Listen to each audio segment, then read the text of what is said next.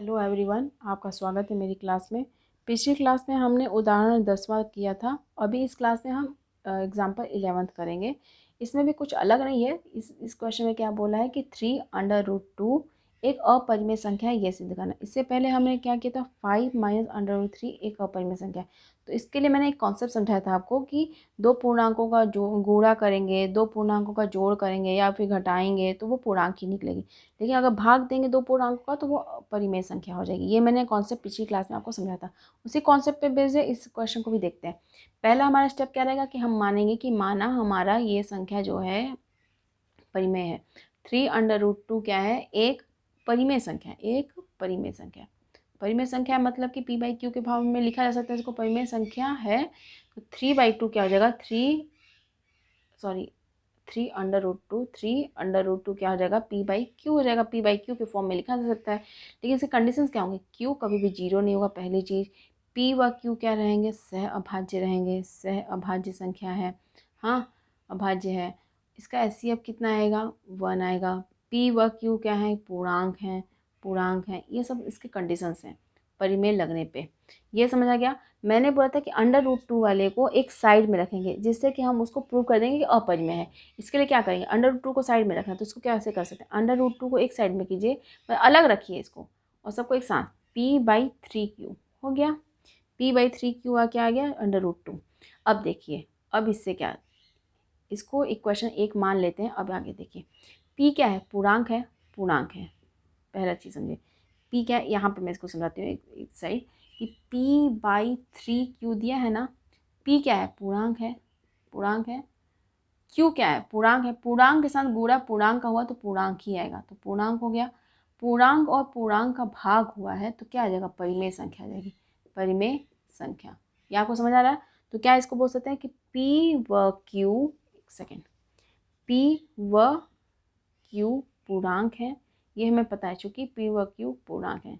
हाँ, तो p/3q ये मैंने समझाया, ये एक परिमेय संख्या है, एक परिमेय संख्या, एक परिमेय संख्या होगी, परिमेय संख्या होगी। ये चीज़ समझ आया, इसलिए ये होगी। अब देखिए, लेकिन इक्वेशन 1 में क्या दिया है, ये परिमेय संख्या होगी, परिमेय संख्या होगी, लेकिन इस ये p/3q का मान क्या दिया है, √2 दिया है। ये परिमेय बोल रहे हैं हम इसको, परिमेय बोल रहे हैं। और ये क्या है, अपरिमेय। इसको हम तो सिद्ध कर चुके हैं अपरिमेय है। तो परिमेय एक साइड है, एक अपरिमेय, और दोनों के बीच में बराबर का चिन्ह लगा है। तो क्या ये पॉसिबल है, नहीं पॉसिबल है। एक साइड परिमेय, एक साइड अपरिमेय, तो बराबर कैसे हो सकते हैं, परिमेय परिमेय या अपरिमेय अपरिमेय। तो क्या है कि हम मान के चले थे तो वो चीज़ हमारी गलत हो गई। तो क्या हो जाएगा ये कि इक्वेशन 1 से, समीकरण 1 से p/3q क्या है, √2 के बराबर है। हाँ, जो कि एक अपरिमेय है। √2 क्या है, जो कि एक अपरिमेय संख्या है, अपरिमेय संख्या है। इतना समझ आ रहा है। अगर अपरिमेय संख्या ये है और इसके बराबर में ये है तो ये परिमेय नहीं हो सकता।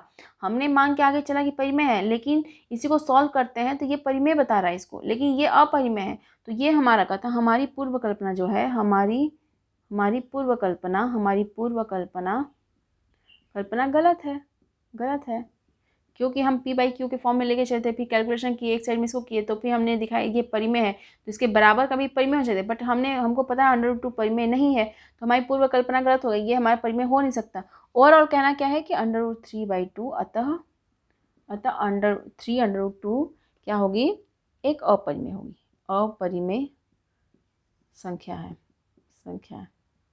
मुझे उम्मीद है कि इस क्वेश्चन को आप समझे होंगे। छोटा सा क्वेश्चन तो देखिए, जो स्टार्टिंग √2, √3, √5 के प्रूफ करने थे। इसमें क्या है कि हमें ये प्रूव करना, तो ये √2 को हम मान के चलेंगे कि अपरिमेय है, हमें उसको प्रूफ अलग से नहीं करना पड़ेगा। वो ये समझना पड़ेगा कि अपरिमेय है, हमने प्रूफ करके आपको बता दिया। ओवरऑल आपको ये प्रूव करना है, तो आपके लिए ये स्टेप्स तो और कम हो गए, इसमें कुछ है ही नहीं। फिर तो एक कॉन्सेप्ट जरूर पता होना चाहिए कि गुणा करने पे दो पूर्णांकों का पूर्णांक आता है, भाग देने पे परिमेय संख्या बनता है, और प्लस करने पे, माइनस करने पे पूर्णांक ही रहता है। ये अगर कॉन्सेप्ट आपका क्लियर रहेगा तो इस क्वेश्चन को करने में आपको कोई प्रॉब्लम नहीं होगी। तो इस क्लास में इसे एक ही क्वेश्चन मैं रखती हूँ। नेक्स्ट क्लास में, ये छोटी सी क्लास है देखिए, और इजी भी है देखिए, आपको बोरिंग भी नहीं लगेगा, एक बार में कॉन्सेप्ट भी क्लियर हो जाएगा। तो इस क्लास में सिर्फ इतना ही, नेक्स्ट क्लास में और भी क्वेश्चंस कराती हूँ। तो इस क्लास में सिर्फ इतना ही। Thank you so much.